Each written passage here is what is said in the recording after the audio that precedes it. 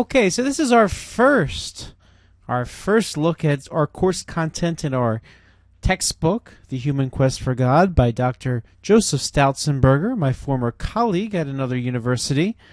So, our first chapter is kind of an introduction to what religion is exactly, before we take a look at what the Catholic Church teaches about the religions of the world and why a course like this fits into a Catholic university such as Cabrini University is. So, when we look at this introduction, we are going to reference that a little bit. The key document is called Nostra Aetate, which is our topic for next week in our course. And when we look at Nostra Aetate, we're basically going to be looking at what you're going to see here is essentially a response to mystery. All right, so keep that in mind. So, our first title here is called A World of Meaning, and it's an introduction to the study of religion. And let's start first with the word religion itself and what that might mean. And the word that we're looking at here is religare. Any idea what language that is? Well, if we were in a classroom, one of you might raise your hand and say that this word is Latin. So, like much of our English language, the word religion comes from Latin. A Latin root, the word religare. And the word religare means to bind together. And the word bind, like you have a binder, you put your stuff in. It's what brings everything together. So to bind together means to make one unit. And so I guess the question that you want to ask is, what are you bringing together? And what we think of and I freely admit that when I designed the Sports and Spirituality course, which we offer here at Cabrini University, I decided to call it Sports and Spirituality and not Sports and Religion. Why? Is because this is what seems to resonate more with people, is the personal response to the dimensions of life that are considered sacred. So binding together, what are we binding together? A quick look at this, and a simple answer might be we're trying to bind together that which is sacred and our mere human lives. So, if you're bringing those two things together, what the sacred is, and you're bringing it forth with your human life, really spirituality is lived religious experience. Now, Dr. Stautzenberger, I've seen him say this in a couple different books. The guy who wrote our book, he says, well, it's kind of an oxymoron if you say I'm spiritual but not religious, because by being spiritual, you're exercising your religious belief. Something to keep in mind. Now, one word that keeps coming up for us when we talk about looking for meaning, which essentially is trying to bind together the sacred, or as we determine what the sacred is and our mere human lives, and often it's our response to mystery. In other words, there are things in life that remain a mystery to humanity. Sometimes it's a matter of what's right and wrong. Sometimes is what is God exactly. Sometimes it is a number of things. But basically, human beings are creatures that really wonder. They're trying to make sense of their human lives. It's not always easy. And maybe you can personally relate. You find yourself in situations that just don't make any sense. You don't understand it. For me personally, losing a loved one very, very young. My daughter is not going to have a grandmother because she passed away very suddenly at age 61. You want to know why that happens, right? Meanwhile, my daughter has a great-grandmother who's doing very well, about to turn 90 years old. But, sometimes things don't make sense. We have questions. Now, science explains a lot. All right? You know what? There were a number of things we could put in the wonder category back in the day that now we can put into the certainty category. Is the Earth flat? I think we know it's round, although there's some people like Kyrie Irving around there who are flat earthers, which I don't totally understand. I think science has pretty much established that the Earth is round, and maybe that's why Kyrie Irving got traded by the Celtics, is because he didn't know that the Earth was round, so maybe he doesn't know his basketball's round. But at any rate, There are some people that think the Earth is flat, but generally science explains a lot. But there's certain things that science does not explain, right? We know our solar system, we know our galaxy, we know there are many other galaxies, there are many other solar systems, but we don't know where it ends, right? So there's still some mystery left as to how far this universe goes. And again, religion is simply a response to mystery. How do we take mystery and explain it? It's not easy. For a lot of the world's religions, they're in the process of this search for meaning. Sometimes they come up with pretty definitive responses. Sometimes those definitive responses are given with the idea that they're allegorical. We'll talk about what allegory is in a second. But really it's, how do I respond to mystery? Now, there are many questions which are often called the ultimate questions. And they come from a number of sources, from a number of religions, but we'll look at this right now. I mentioned that Nostra Aetate document.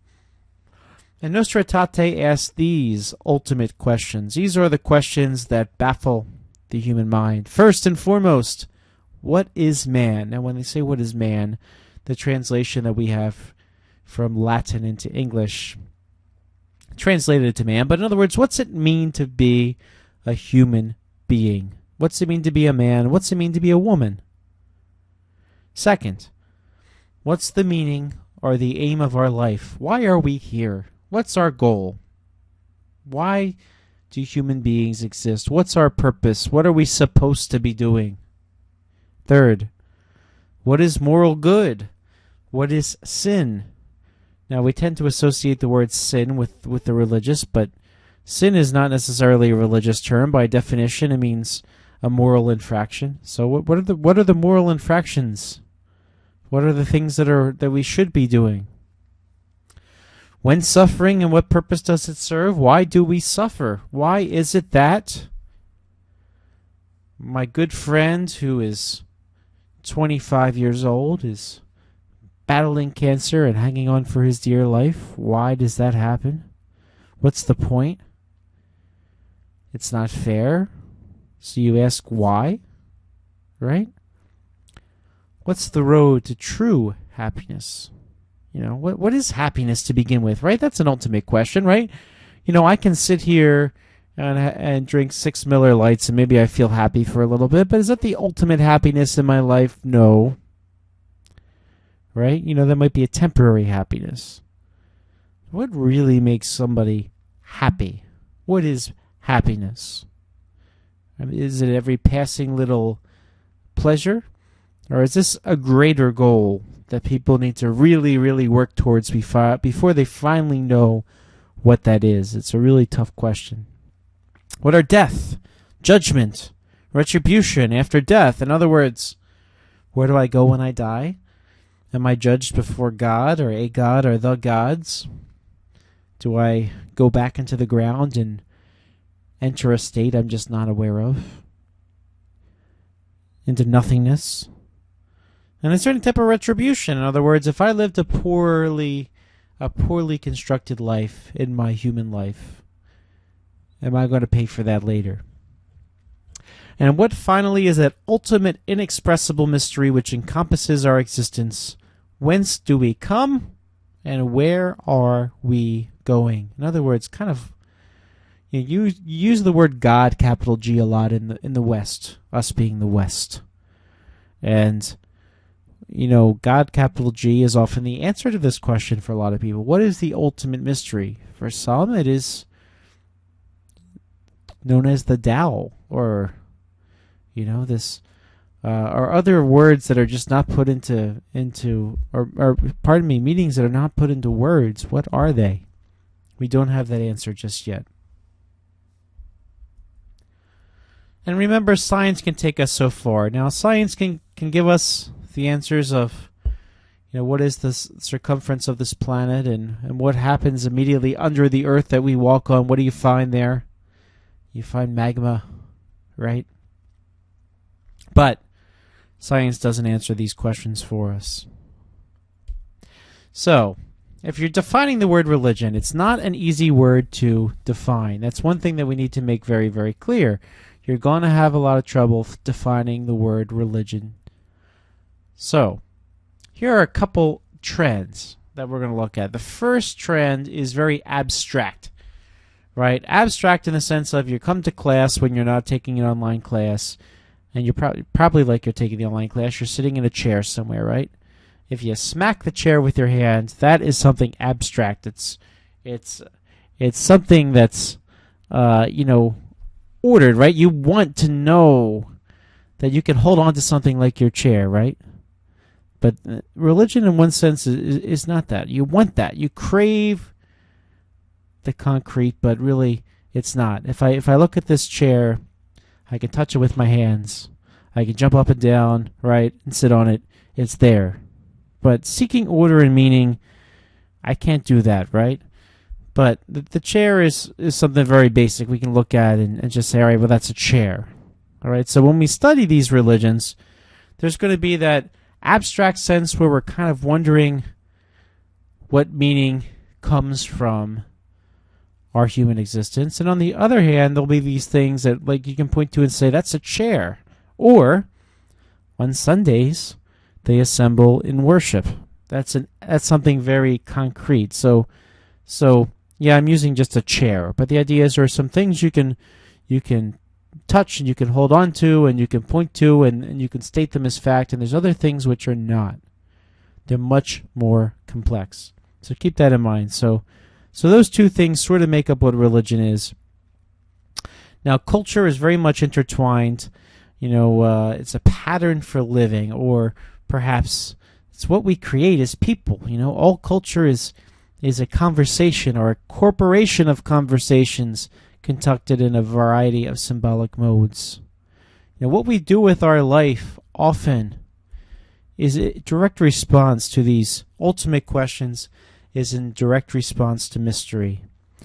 So when you have an economic domain, you have a social domain, and you have an ideological domain, right? You see that in economics, what do we do with stuff, all right, for lack of a better word? What do we do with money? Money became a thing, or why even make money? As in, how did money become a currency that we all use? But what do we do with our resources? That's a real question that we have to decide culturally. Often there are religious ramifications, right? We see this, the class struggle. We've seen a gap between the rich and the poor. Certainly Cabrini University, very much committed to social justice. How do we help those who are not in a position where they have perhaps basic resources from which to live? Social domain, what do we do with our public lives versus our private lives? We get married, we have families. How do you deal with those things? Even within our culture, we're parts of a million cultures. I can say, well, I'm from Northeast Philadelphia. I belong to the Northeast Philadelphia culture. I am Roman Catholic. I belong to that culture. I've been working at Cabrini University since 2004. I'm getting old. And so I belong to that culture, right? And often, our cultures exchange with one another, right? What happens in the social domain. So, maybe sometimes my Catholic culture will get together with my friend's Islamic culture, and we have an exchange of ideas. You have a law that's there to sort of keep society going. You have the military that tries to protect the country, our various countries. We have recreation, right? We like to go have fun. We like to enjoy each other's company and relax. And this is the one that's never good, the ideological domain. Political ideology and religious ideology often really, it's great. They say never discuss politics and religion, right? When you're at a party. And for me, let me tell you, I teach religion, and I'll give you a quick story. So last year I was at Philly spring training, and I happened to go to a game against the Toronto Blue Jays in their spring training site of Dunedin, and so I go to this Dunedin Smokehouse, which is known for having good barbecue, and I'm all by myself, so I sit at the bar, and I have this really good spot where there's one seat next to me, and I thought, oh, good, I need somebody to come in by themselves. Otherwise, I get 2 seats to myself, which is pretty cool. So at any rate, someone says to me at some point, well, this seat is taken. And who pops in to take it is Todd Zolecki of MLB.com. And Todd Zolecki, who you may know, he wrote for the Philadelphia Inquirer and has been covering the Phillies for many, many, many years. So you see here that you have, we get to talking, and I dabble a little bit into some sports, as I already alluded to my sports and spirituality class, and so I sit in the press box with him sometimes. So we got to talking more in depth. I mean, usually I'm a nobody, compared to him, and I told him what I do during the day, teaching at Cabrini, and he just found the interplay between religion and politics fascinating, and he wanted to talk about it. Me, I'm like, hey, let's talk Phillies or talk about this barbecue, but there's a certain discomfort. I mean, even somebody like me who, let's say, talks about these things all day, it's still uncomfortable to get into those situations. And maybe you're a fanatic for one political party or another. Me personally, I don't follow either, but certainly there's a lot of ramifications of these things. People's religious motivation might help inform their political persuasion and vice versa. But you look at this little grid here, you see liberal versus conservative or centrist, and in terms of government, total anarchy, which means the people totally have no government and have overthrown it perhaps and are causing all kinds of craziness. And then the other side of the spectrum, you have a totalitarianism where you almost have a dictator. So again, this is all created by us. All right, so these cultures are created this way, and that's why culture being that which we create. So to recap, nature kind of exists as what is given to us. Nature is there. Culture, we create. Hurricane Harvey, for example, devastating Texas. That's natural. It's what is given. Culture we can create, right? We're going to create solutions when we have natural disasters, right? So if you think back to all the various natural disasters our country has seen in your lifetime, we can probably talk about Katrina, Sandy, Harvey. I don't know if we've had a big earthquake in a while, but generally what people create in response is, what makes meaning or helps people live their lives, right? Because some people are going to need very, very much physical help in terms of finding shelter and food, and some cases you have to rebuild entire cities. So that's in our control. But nature is what's given to us. And religion can help constrain or expand the economic and social realms and other ideologies. And kind of a landmark book called The Study of Religion says that religion provides guiding narratives and pragmatic rituals, and we'll tell you about what rituals are in a second, to encourage the development of the person and the community, right? Religion wants to make people better. They want to make the world better. We want to create a society that helps one another. All right, so that's where you get that interplay. Now, for us studying religion, modern study of religion came out of the Enlightenment. Now, one thing that's going to happen is you're going to have a major shift. All right, we're going to talk about modernity in a second, in the modern period. But for the longest time, religion kind of was from your leadership. Well, the leadership puts something out, and you just do what the leadership says, and that's it. There's no question. But once you got to the Enlightenment period, also sometimes known as the Age of Reason, there was a great emphasis on science. All right, the idea that we're going to conduct as many experiments as we can to kind of come up with solutions, and in some cases, that science explained some things that were perhaps just sort of accepted as fact, that were more like essentially kind of religious, maybe myths. And we'll talk about what myths are in a second. So once people started studying logic, using their reason, using humans' rational ability, the ability to think through things, once things sort of shift from that, it's kind of open, and people really started to say, all right, well, what exactly is this then? if these stories were written not as literal accounts of what's happening, there's obviously a lot more to look at here, and sort of the natural and the culture are looking at one another, and philosophers like Immanuel Kant started talking about natural religion versus revealed religion. What do people do in their day-to-day lives, and what is revelation? What is the truth revealed that is in these religions? A lot of big questions being asked, and these questions are new questions. Sometimes they're new ways of asking the questions, and they're new orientations, and sometimes you get different answers. And ever since then, people have studied religion like an academic study. Now, some people who take this world religions class, sometimes they take it because they went to Catholic school for 12 years and they're looking for something different. That could be the case. Maybe you're looking for some different answers.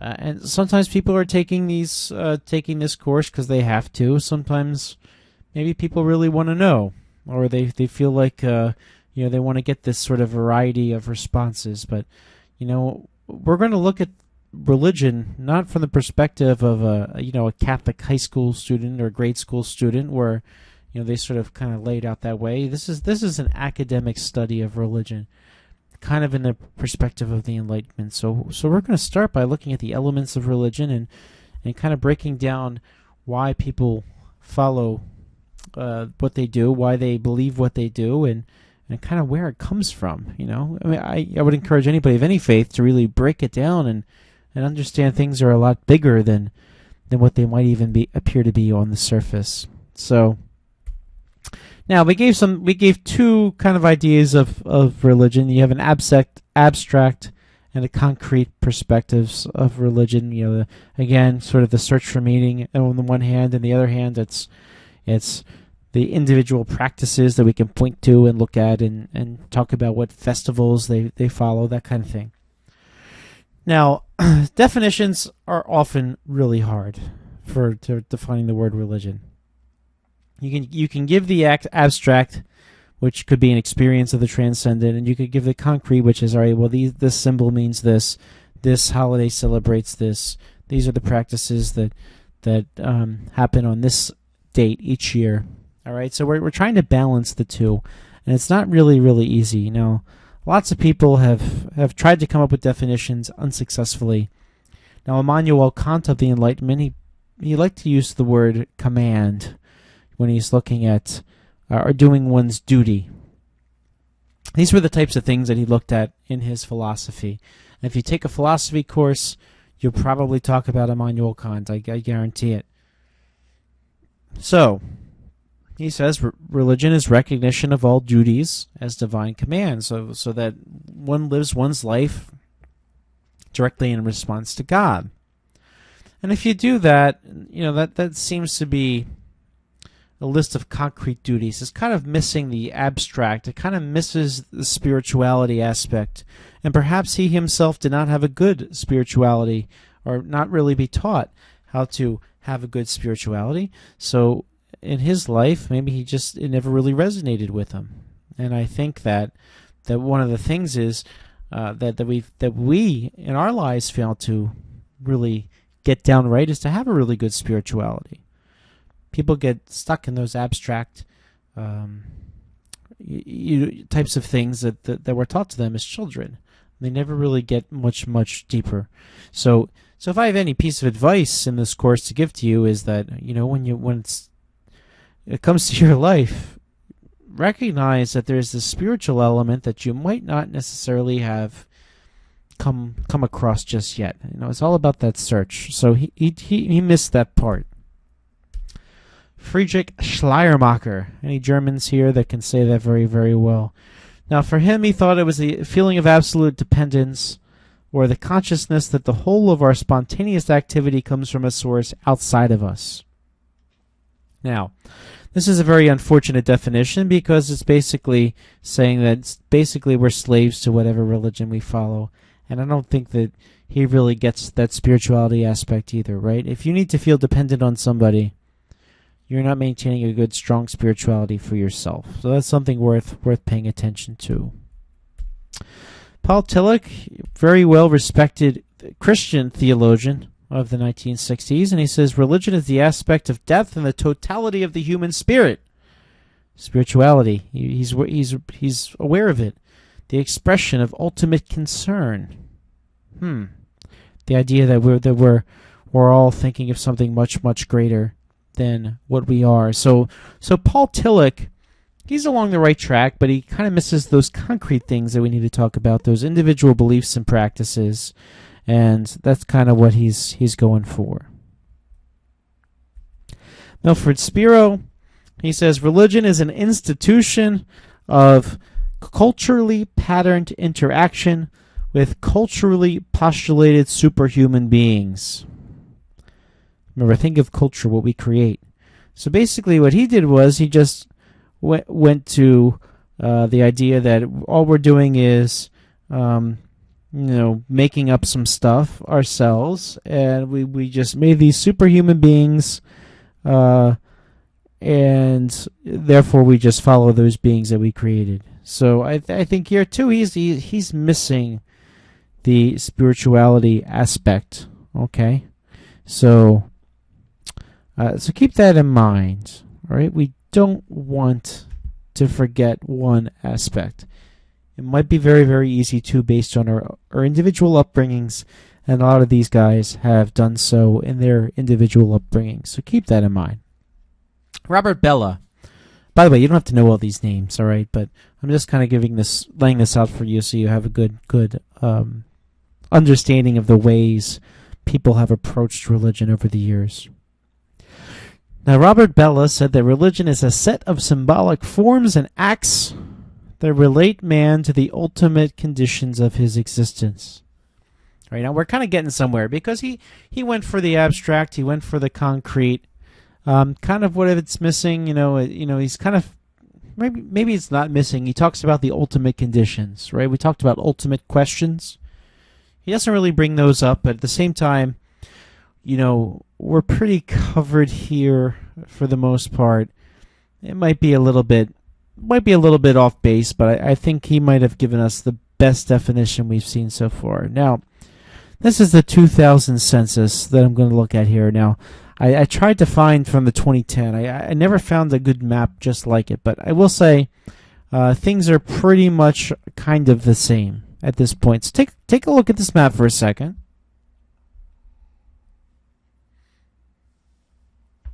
Now, this is where most people are concentrated in terms of practicing religion. Now, this is any religion. Pretty interesting that certain areas of... Now, again, this is percentage, okay? So, now if you look in some places in the middle of the desert, there's a low percentage, but there's also not a lot of people. That might happen because maybe if there's not a lot of people, they really don't have any worship resources. The inner cities all tend to be between 50 and 75%. If you look at Philadelphia, you look at New York, you look at places in Southern California. I believe San Diego, Los Angeles are in those 50 to 75% there.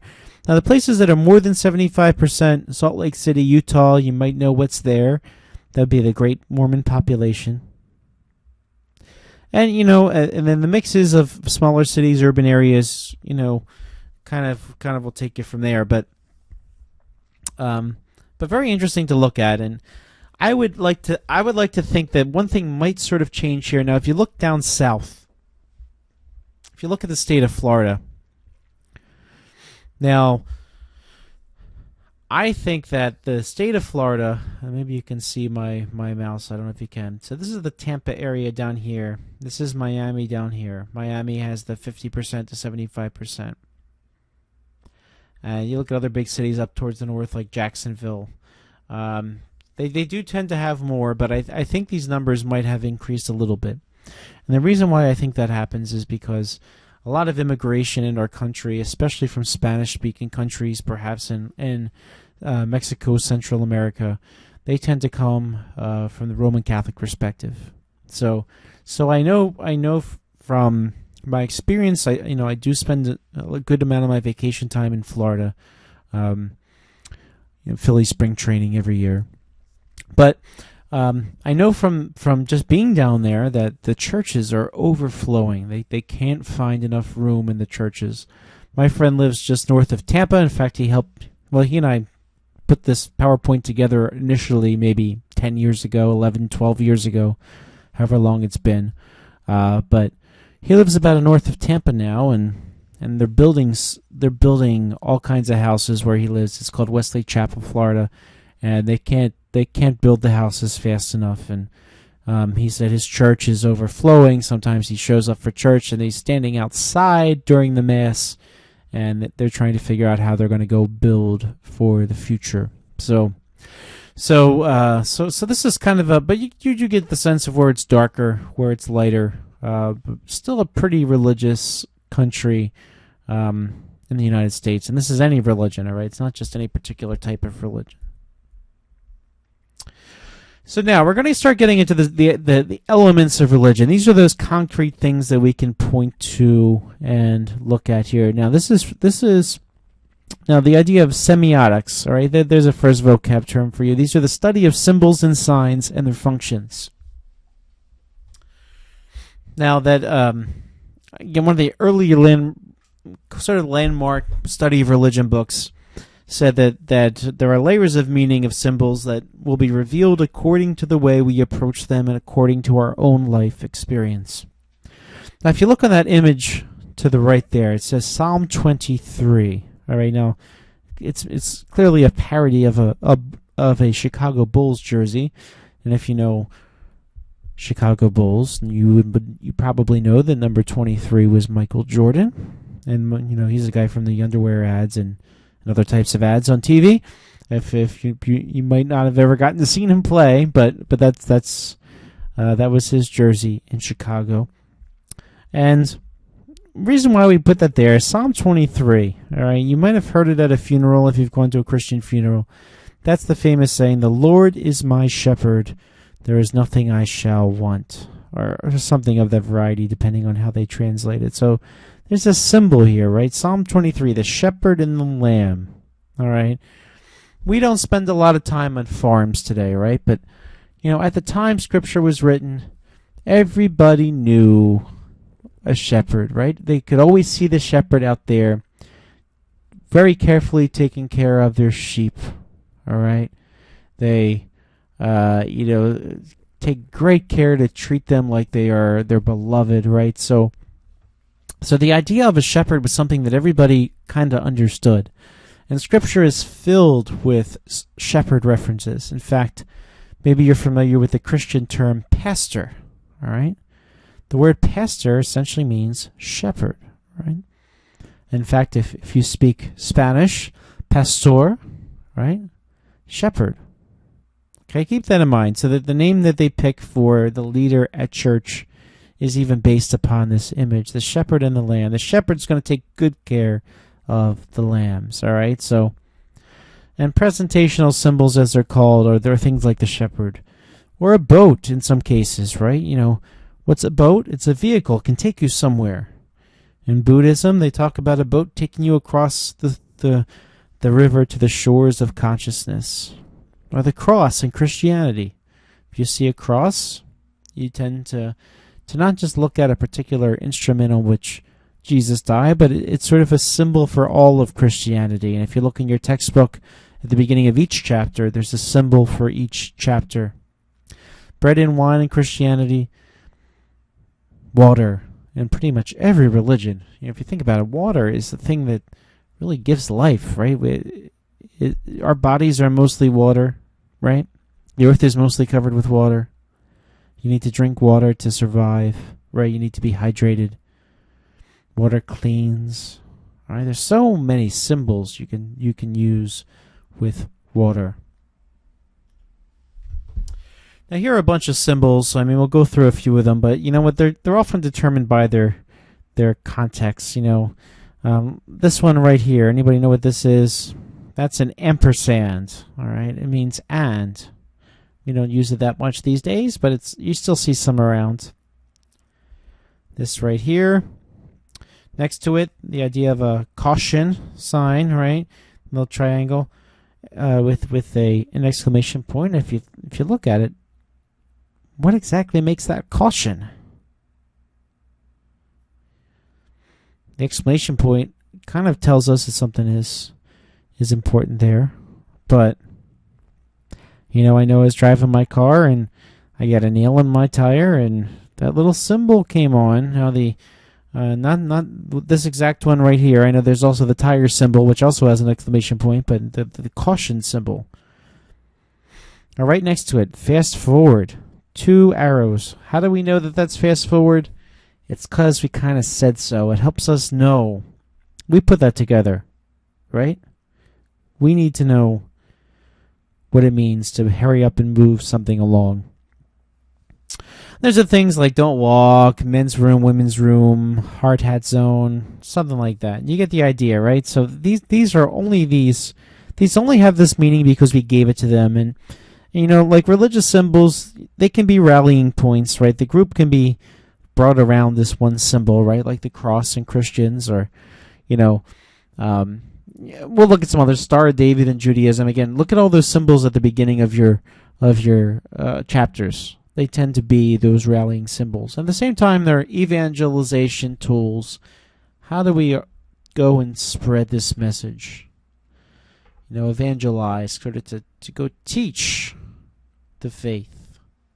How do we articulate this religious message? They can help do that. So to tie this all together, religion in both the concrete and abstract senses is tied to culture in a lot of ways, and really not just in its own context, but it should also transform. And symbols and definitions of religion basically are there to be functional. They're there to sort of constrain, at the same time expand the role of religion, or help understand. Okay, so this is the point basically where we're going to move into some other things that really are going to be directly related to the quiz you're going to take. So just keep this in mind, all right? Now, one thing I did this year is, you're watching these films, and the reason you're watching them is when it comes to the online experience and the state of Pennsylvania accrediting us, they want to make sure that we're doing the right amount of time, and this helps prove that in a way, right? You sit here and you watch the videos. So I'm going to do what I can to be as very clear as to which things are the most important when it comes for the quiz. And I can tell you right now, these elements of religion are going to be those important things, because when we go from religion to religion, these are going to be the things that stand out. These are going to be the things that define what these religions are. So please take note of these, especially. Not that everything I said before isn't important, but you're going to have to take a quiz when we do this content, and this will help you do that. All right, so these are the elements of religion that really help shape these various religions.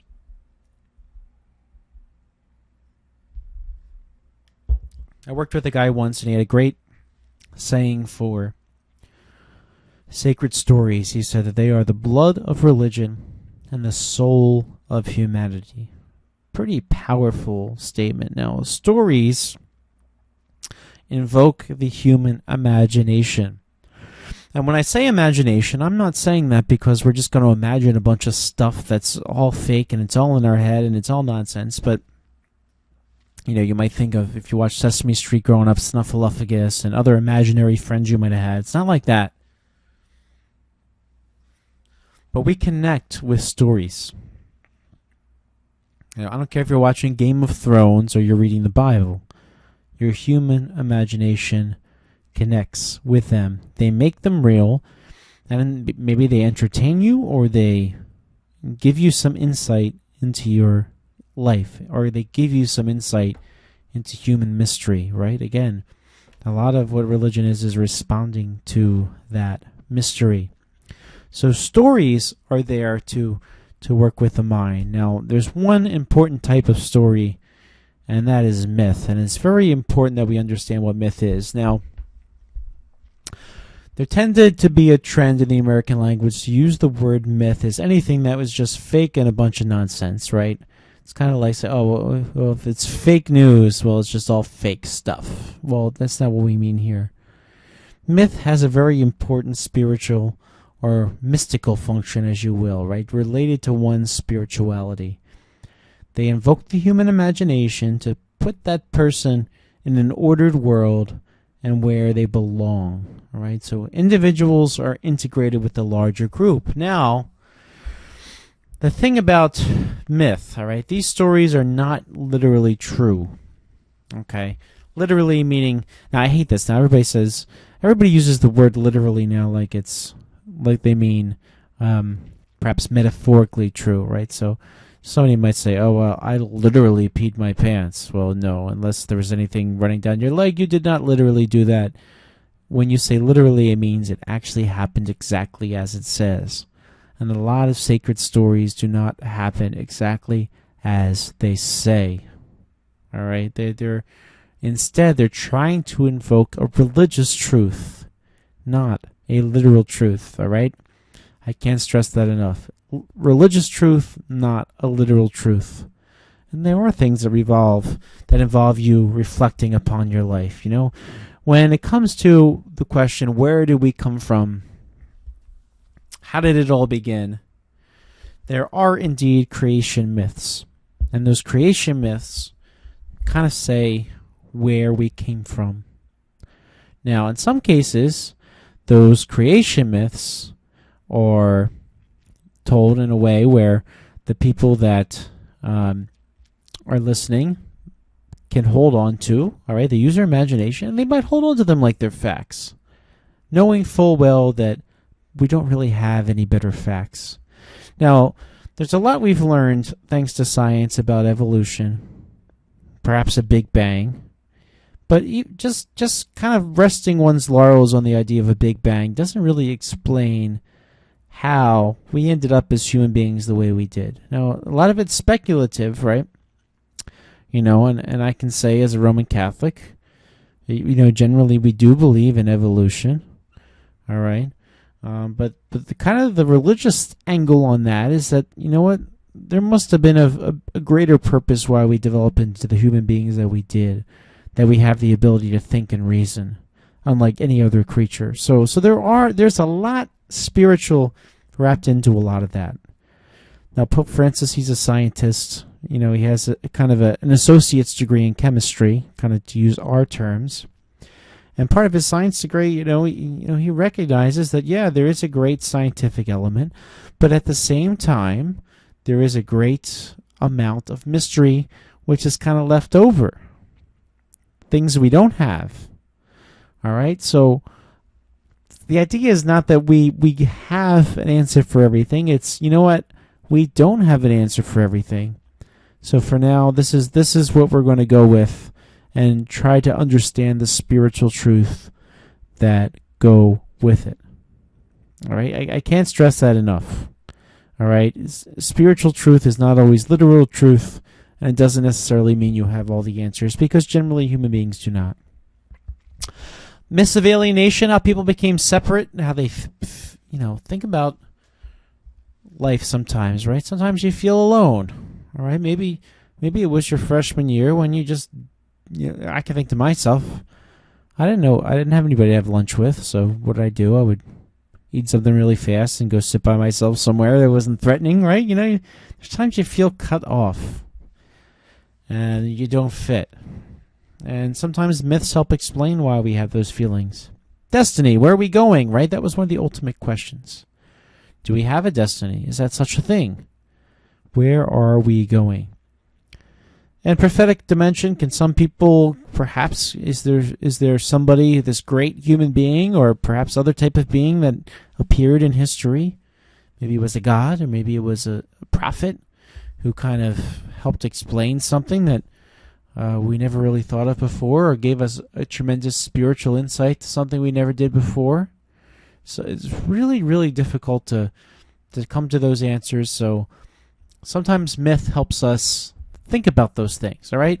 Again, not recognizing that they are a literal truth or fact, but they really help us get closer to understanding, recognizing that life remains a mystery.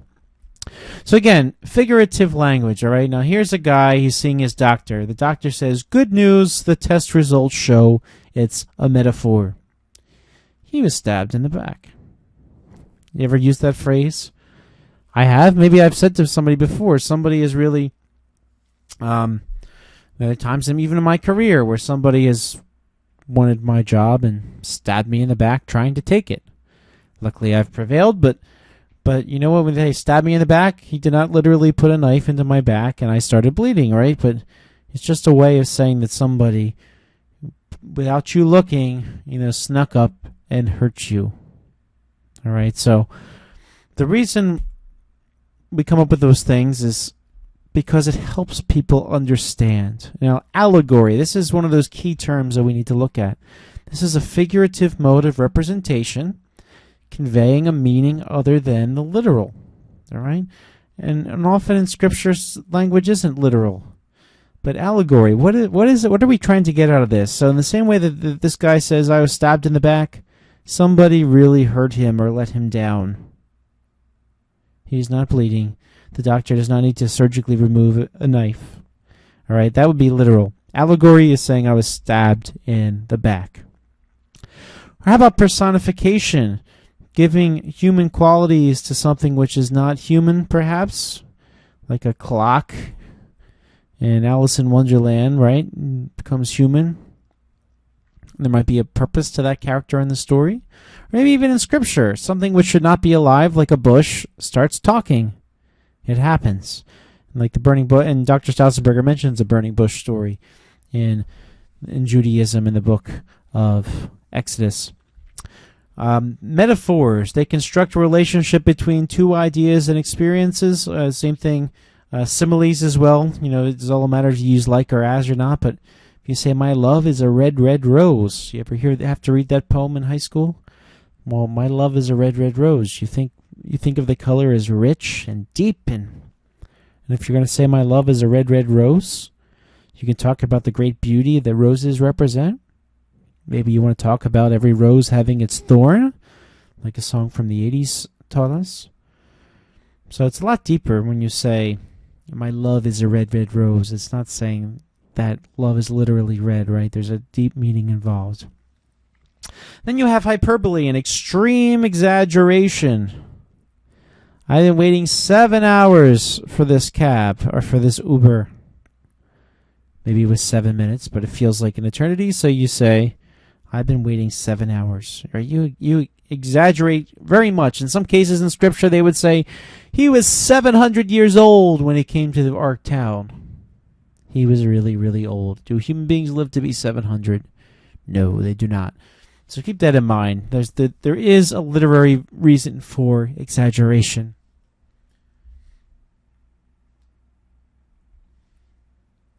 And finally, something conveys an opposite meaning of the words or the situation. We call that irony. It's not coincidence, as sometimes we mistake the word for, but maybe the meaning is the opposite that we see played out, and we know that because we're smart and we can read into it. So irony is that. So how do we follow sacred writings? Again, this landmark book called The Introduction to the Study of Religion says, sometimes the meaning is somewhere between the figurative and literal, and often you have to figure that out on a case-by-case basis. Some stories are very much straightforward and literal. Some stories require you to study them, try to figure out when they were written, what types of things might influence the writing. And, it's just like reading literature, right? If you've taken a literature class, you got to figure out what time period it came from, what were the influences of that writer that you might see, what was going on in the country. Lots to figure out. And so, yeah, it does require work to figure it out. All right, next major thing, creed. Now, very basically, creed is a statement of belief within a religion. And there are specific creeds that religions have that people recite. Now, Christianity will recite the Apostles' Creed, which is posted here, or a longer version known as the Nicene Creed. We'll talk about that in Christianity. Well, basically, they go through it and read down the list. I believe in God, the Father Almighty, creator of heaven and earth, and in Jesus Christ, his only Son, our Lord, who was conceived by the Holy Spirit, born of the Holy Ghost, etc., etc., etc. Right? So they'll recite it with the idea that they can better remember the key elements of the faith. So, So creed, again, officially, kind of those statements of belief. And dogmas or doctrines, you can almost use the words interchangeably. There's a slight difference, but they're not worth us worrying about. But these are specific teachings proclaimed as true within a religion. So an official teaching of a religion is a dogma or a doctrine. Ethical behavior is usually tied to religion because, if human beings are trying to respond the best they can in response to mystery or in response to an ultimate reality, sometimes called God, capital G, sometimes called other things, then the question kind of naturally returns back to the person, well, in light of this, how do I act? So if religion's about how one responds to mystery or how one basically chooses to live accordingly, religion and morality are going to be very much intertwined. So you might ask the question, well, why does morality have to be part of religion? Well, by definition, it just does that. Because if your human response to mystery generally involves a way to live. Now you can focus on spirituality and leave the rest out, just making me feel good about my spiritual self. But you're missing out on a lot. Now community, generally religion it takes place in the form of a community. Now you can maintain a spirituality in your own room and all by yourself. But religion is here's where you get the spiritual but not religious, right? Religion involves a community usually, right? It's about being with one another. It's about helping one another. Now you could be all by yourself, cut off from everything, and never interact with anybody, but that really is not doing religion. And I'm pretty sure that even if people say that they are spiritual but not religious, and they start talking about things like justice and helping one another, there's certainly often a spiritual element with that, helping one another. That's a religious. That's when it sort of becomes religion, right? In your own spirituality, you might discover life is more than yourself, and finding ways to interact with others. It really is hard to just be off on oneself.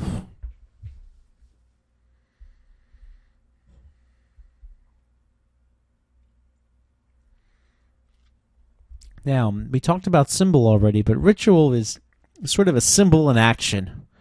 All right, now you see these people very nicely decorated dancing. All right, that's a ritual. That's an act that it's a patterned act. Often it's repeated regularly, but they help people live out their religious faith, generally in a communal sense. For some, it's going to mass. For some, it's dancing in a prayer circle. Depends on the faith. All right, but remember, symbols are those visual representations of an invisible reality or concept. In a ritual, they're kind of acted out. So it's an acted out symbol. Much, much bigger than the normal.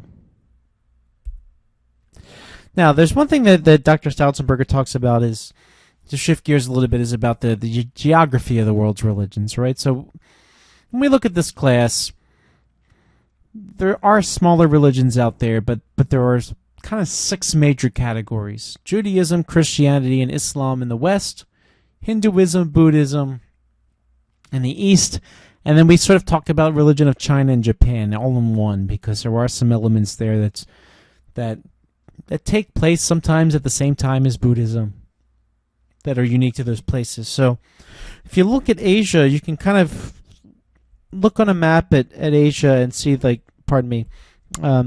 rivers, right? India itself, if one goes through India, you get Hinduism and Buddhism. If you go through China, you get things like Confucianism and Taoism, and that's pronounced like a D. And then if you go towards the Middle East, you have Judaism, Christianity, and Islam, right? So a lot of what went through Europe and into the United States and South America and Africa, it all comes from Asia, really. So just keep that in mind, right? So he says there are 3 rivers out of Asia. There's all kind of a common origin there. Another couple common terms that you need to know: monotheism. This is belief in a single deity, right? There is one supreme God, period. And polytheism is a belief in many different deities, where you believe in several gods. Mono means one, poly means many. So theos, Greek, God, and that's how you get that word for either word. One, many, many. One God, many gods. Now, if you want to take a step back and just talk about somebody who believes in a god or gods, that's theism, depending on how you pronounce it. All right, so the idea is you believe something exists. Now, atheism would believe straight out that there is no deity whatsoever. Now, this is you have a concerted belief, in a certain belief, that there is no deity, period. Now, this is often hard to say, because often what you're rejecting is specific applications of specific groups. So it makes it kind of hard. So in such, a lot of people end up in the next category, which is agnosticism. And sometimes this is growing in popularity, where people say they don't discount it, but at the same time they need more proof, or they need more information, and I'd say even as a subset of this group, some people are still on that human quest for meaning, even though they flat out said, well, I need more evidence. And there are some that have basically said, well, I don't know, it's impossible to know, and I'm not going to try anymore. For me, I think they're missing out. But maybe they haven't found what they are looking for yet, and they should give it a shot. But again, kind of two different types of atheism, or agnosticism, to go along with atheism.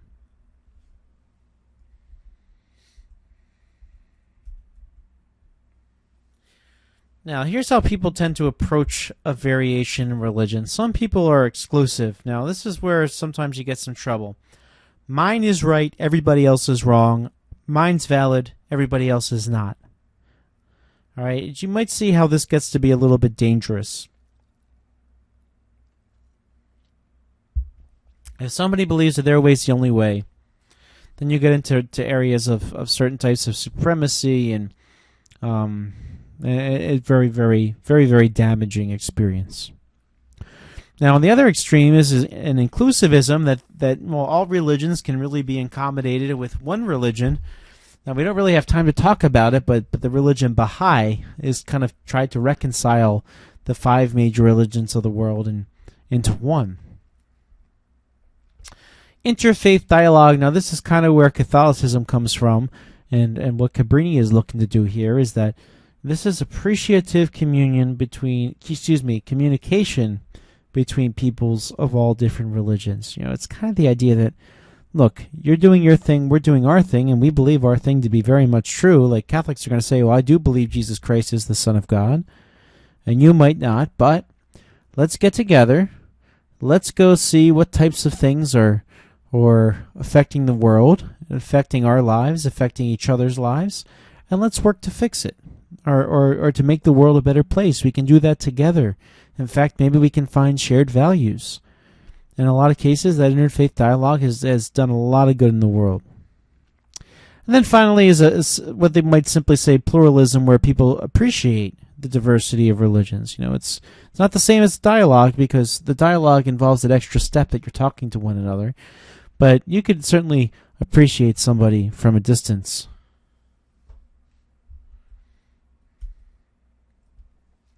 Now, this is going to come up again with Nostra Aetate, but modernism, or the modern era. I want to first say that when you think of modern, you tend to think of the right now, and it's not the right now.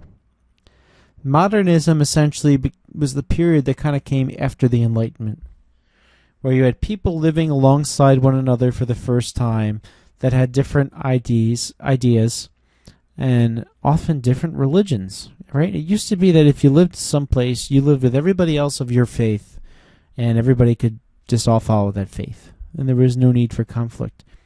When you had the Protestant Reformation, and you had Christians of a couple varieties living near one another, it led to a lot of violence because people didn't know how to deal with it. The places where people still haven't dealt with the modern world and haven't learned to live alongside one another, there remains violence. So the modern world or modernism are values that develop, including individualism, preference for change rather than continuity, quantity rather than quality, efficiency, pragmatism, and profiteering. And here's the catch: some people find it threatening to their traditional religious values, quote unquote traditional. And generally, what's traditional often changes a lot, right? You see it in religion where people don't want anything to change because it's a value that they've held for a long time. In other cases, too, even with government, well, what did the Founding Fathers say? We can't change what the Founding Fathers said. Like you're locked in forever. And that tends to be the struggle right now, right? So a lot of the question in the last 50 years, I know in Roman Catholicism, which we'll talk about with Nostra Aetate, is how do we address the modern world? It's not the world we used to live in, so what do we do to basically get with the times, so to speak? So why do we study religion? Why do we have this course? One reason we study religion is that we get to expand our view of the world. We get to know our neighbors. Sometimes neighbors are close. Sometimes neighbors are far, geographically, right? But they're still neighbors. Cabrini's value system is that our neighbors are all over the world, right? That's why we do so many immersion and service trips and travel studies. All right, they're all part of the idea that neighbors are near, neighbors are far. And secondly, we deepen our own self-understanding. If we look into somebody else's world, maybe we grow in our own understanding.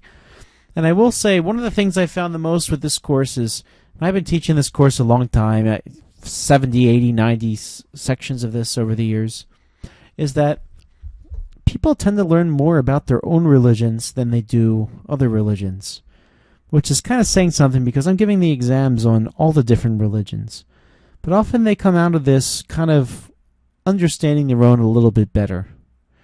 And so if people came here because they thought they learned everything they need to know because they went to Catholic school, K-12, or insert any other type of school, K-12, and they came to this, well, I really do hope that they learn to be a better Catholic, or I hope they learn to be a better Muslim, or they learn to be a better Buddhist, etc., etc.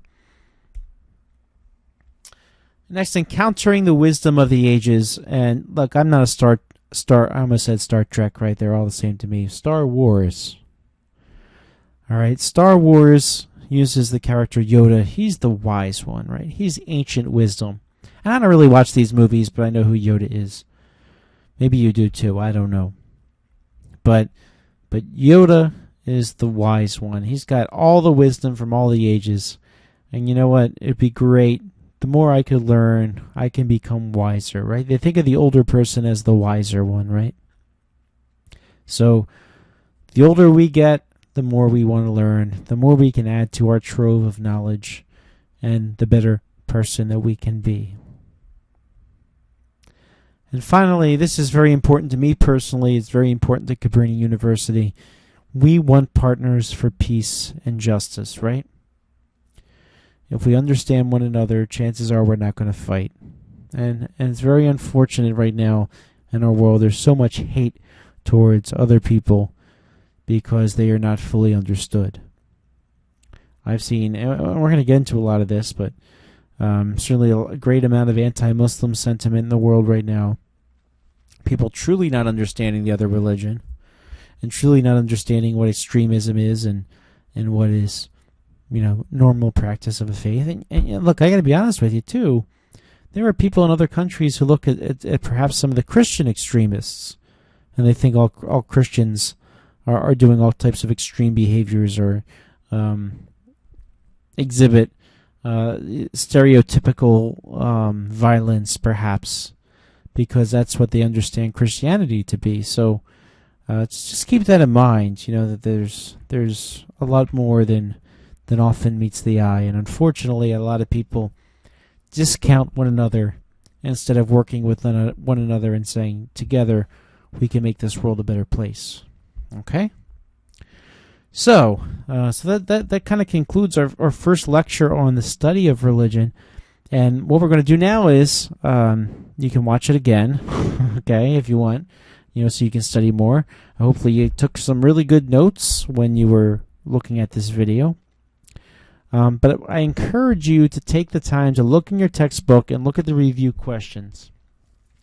The review question, the boxes with terminology, and the terms that we went over here. All right, that's the best way to study for these quizzes. All right, and here's the thing: you need to study. If you open up the quizzes and you decide that you're not going to watch any of this, and hopefully you at least watch this one so that you don't just try to take the quiz, you're not going to have enough time to look up all the answers. All right, so you have to study for them like you study for another test. All right. Yeah, you know what? You do have the benefit. All right, I'm not sitting there watching over your shoulder. You do have the ability to look up something here or there, but if you approach the quiz like you're going to look up each answer when it comes up, it's not going to work. All right, so you got to remember that this is like taking a class on campus, and you need to make sure that you study for your tests and you are very well prepared when you go into it, because if you don't, you're not necessarily going to do that well. Okay? So any questions, feel free to drop me an email, fxk722@cabrini.edu, and I look forward to catching up with you soon. Thanks a lot. Bye.